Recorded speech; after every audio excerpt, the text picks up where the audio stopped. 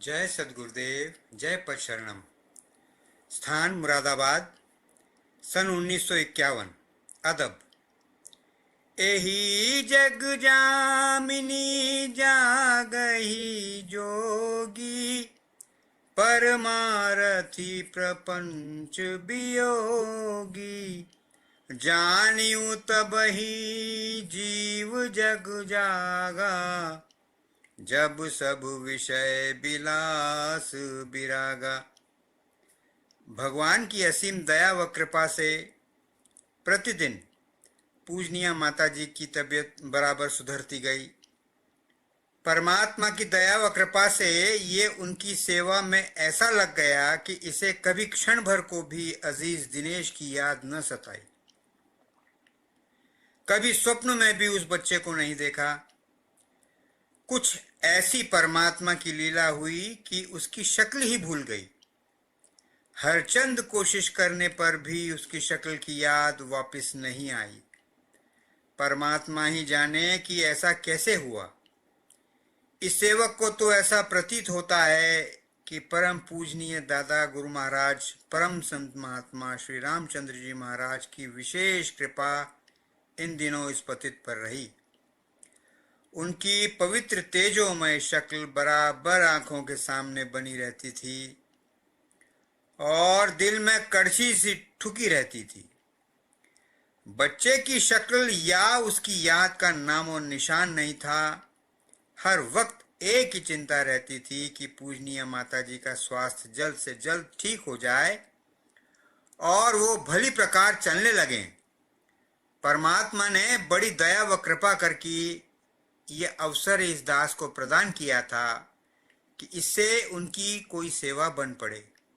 इन्हीं दिनों श्री सद्गुरुदेव जी महाराज का निम्नलिखित पत्र प्राप्त हुआ। ओम एटा 21/9/51।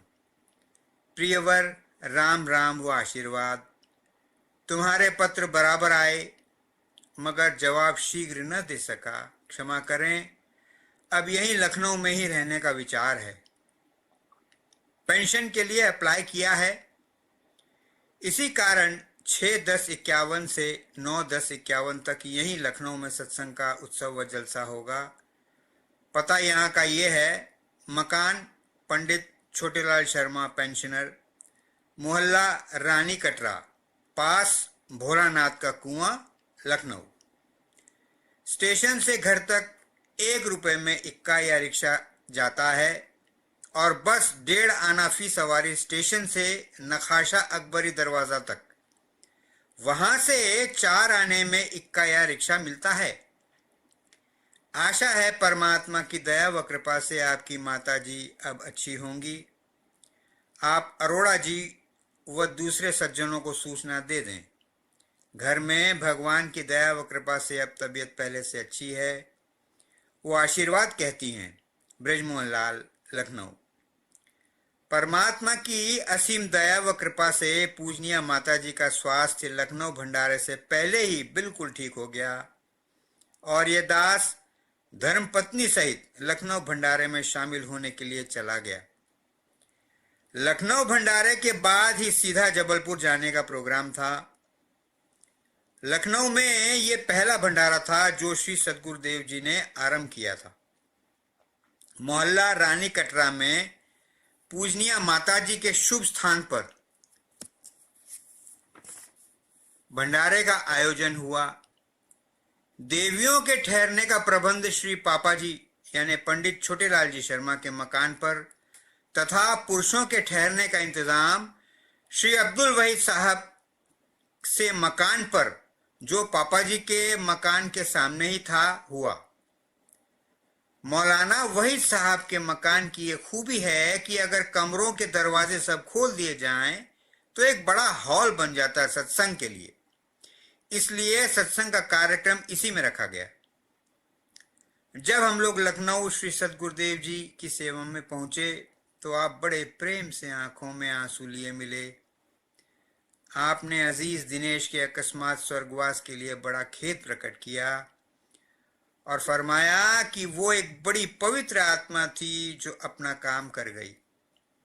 परमात्मा चाहेगा तो उसके त्याग से दुनिया का बहुत भला होगा और वो आत्मा तो परम पद को प्राप्त हो गई। और सत्संगी भाइयों, पूजनीय पापा जी, मुंशी जी ने भी इस सेवक से यही कहा कि हुजूर वाला इस वाकया का बार बार जिक्र करते रहे हैं और यही फरमाते रहे हैं कि ये बच्चा बड़ी शुद्ध आत्मा थी और काम करके चली गई।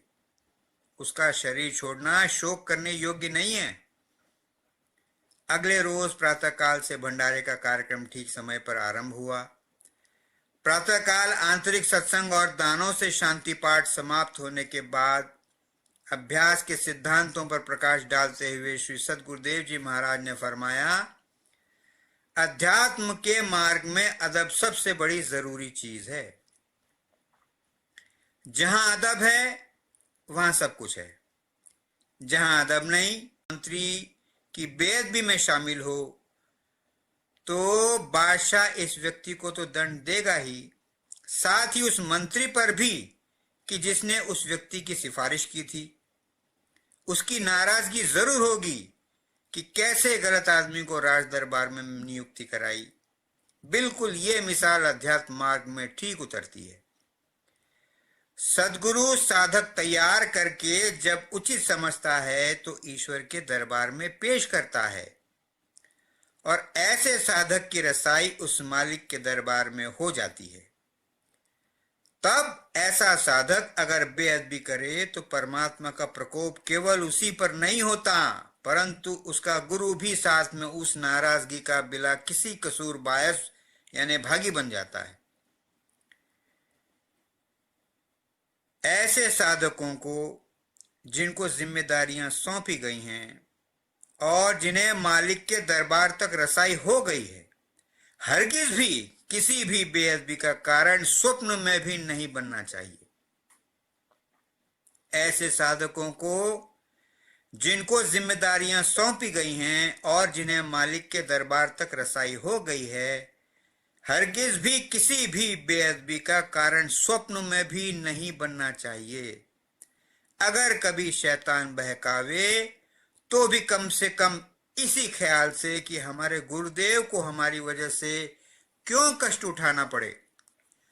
हरगिज भी बेअदबी नहीं करनी चाहिए। बाअदब बानसीब, बेअदब बेनसीब। याद रखो, सदगुरु आज्ञा पालन ही आखिरी मंजिल है।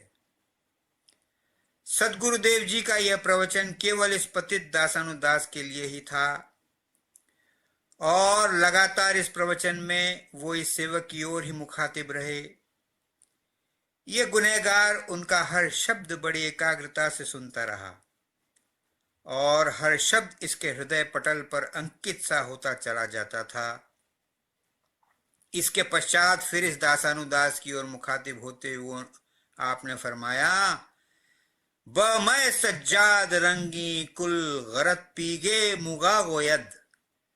ब मैं सज्जाद रंगी कुल गरत पीगे पीरे मुगा गोयद कि खालिक बेखबर न बुअद जे राहो रस्म मंजिल रा। कि सालिक बेखबर न बुअद जे राहो रस्म मंजिल रा। अर्थ, यदि तुम्हारा पीर यानी गुरु सदगुरु तुमसे कहे कि तुम अपनी नमाज पढ़ने वाला कपड़ा यानी जायमाज शराब से रंग दो, अर्थात खूब शराब पियो, तो ऐसा कर दो। यदि तुम्हारा पीर यानी गुरु सदगुरु तुमसे कहे तुम अपनी नमाज पढ़ने वाला कपड़ा यानी जायमाज शराब से रंग दो, अर्थात खूब शराब पियो, तो ऐसा कर दो, क्योंकि तुम्हें रास्ता दिखलाने वाला रहबर रास्ते के ऊंच नीच चढ़ाई उतार व हर किस्म की बातों से भली भांति परिचित है। वो तुम्हारा गुरु यानी मुर्शिद है। जैसी उसकी आज्ञा हो वैसा ही अमल साधक को करना चाहिए, इसी में उसका कल्याण है। प्रातः काल का भंडारे का कार्यक्रम समाप्त हुआ। भोजन के पश्चात जब आप एकांत में विराजमान हुए और ये सेवक आपके श्री चरणों में नतमस्तक बैठा था, तब बनारस वाले मुंशी जी विराजमान थे। ऊपर लिखित शेर जो आपने प्रातःकाल के अवसर पर सुनाया था, उसका खुलासा करते हुए एक बड़ा ही सारगर्भित किस्सा इस प्रकार सुनाया। एक बहुत ही पहुंचे हुए कुतुबे वक्त पीर साहब थे। उनके अनेक मुरीद थे। काफी परख के बाद जब उन्होंने अपने एक मुरीद को इस ईश्वरीय दौलत का पात्र बना दिया और हर प्रकार से उसे ठीक पाया, तो एक रोज एकांत में बुलाकर उससे कहा, एक युवती वेश्या की आवश्यकता है, पर वो ऐसी हो कि जिसकी नथ न उतरी हो, खर्चा चाहे कितना ही हो जाए।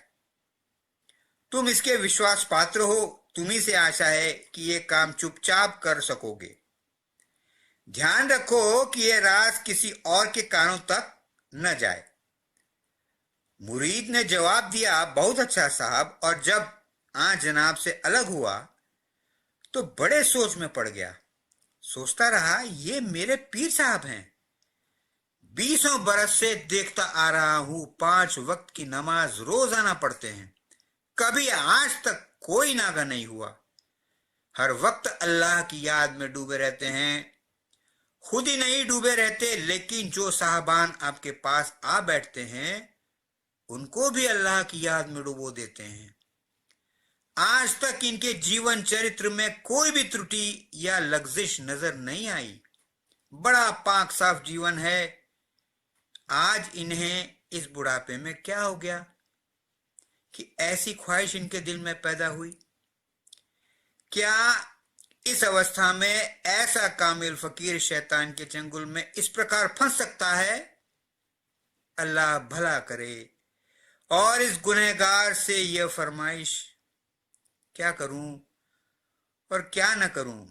आज तक तो इनके शब्दों को पत्थर की लकीर समझकर पालन करता रहा और हर बात इनकी आज तक शरह के मुताबिक रही, परंतु आज इन्हें क्या हो गया है जो ऐसी फरमाइश की?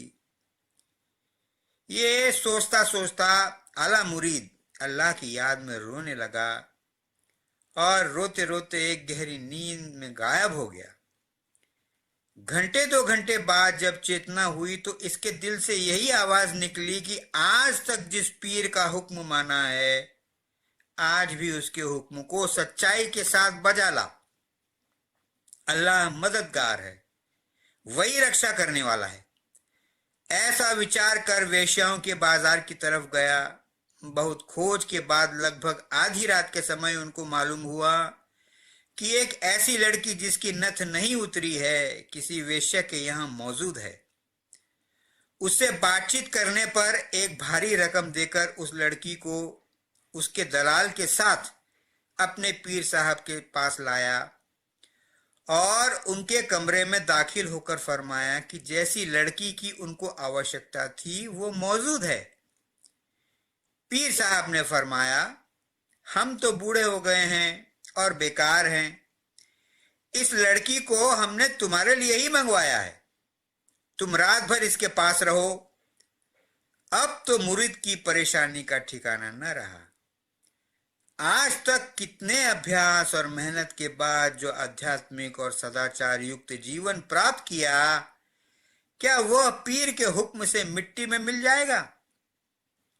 उसके दिल को इतना गहरा घाव लगा, वो रो उठा और आंसू भरी आंखों से पीर साहब का कदम चूमते हुए उत्तर दिया, जैसी आज्ञा। अब अलग एक कमरे में उस मुरीद व उस लड़की के रात भर रहने का इंतजाम कर दिया गया। जब वो लड़की उस कमरे में लाई गई तो इस पीर साहब के प्यारे मुरीद के दिल में काम वासना लेश मात्र भी नहीं थी। वो लड़की बड़ी डरती हुई आई और आकर सहमी हुई अलग कुर्सी पर बैठ गई। इस अजीज ने उस लड़की से बातचीत शुरू की तथा उससे पूछा कि वो इस पेशे को क्यों अख्तियार करना चाहती है। उस लड़की ने रो रो कर सारा हाल बयान किया कि किस प्रकार वो मेले में खो गई थी और एक औरत उसे बहकाकर मकान में ले गई और वहां कैसे डरा धमकाकर, कैसे उसे छिपाकर यहां लाया गया। इस पर इस अजीज ने उसका पूरा हाल पूछा और उसके माता पिता का भी पूरा हाल मालूम किया, तो उसे पता चला कि ये तो उसके चाचा की लड़की है। और ये मालूम होकर उसे बड़ी हैरत हुई। ये अजीज उठा और लड़की को वहीं बैठे रहने का हुक्म देकर तथा आगे से दरवाजे का ताला बंद कर पीर साहब के कमरे में हाजिर हुआ। उनके कमरे में एक छोटा सा चिराग टिमटिमा रहा था। पीर साहब लेटे जरूर थे, लेकिन अल्लाह की याद में गहरे डूबे हुए थे। आहट पाते ही मुस्कुराते हुए बोले, क्या बात है, सब राज आया हो गया, यानी सब भेद खुल गया। शाबाश बेटे, खूब बाजी मार ली। जाओ इस भांड को पुलिस के हवाले कर दो और लड़की को यहीं रहने दो और अपने चाचा को तार द्वारा इत्तला कर दो। जो सच्चा पथ प्रदर्शक है वो रास्ते की हर मंजिल को अच्छी तरह जानता है और बड़ी सहूलियत व आसानी से बड़ी मंजिल तय करा देता है, अगर साधक बाअदब रहता है। सद्गुरु आज्ञा पालन की अहमियत इसके हृदय पटल पर सर्वदा के लिए अंकित हो गई।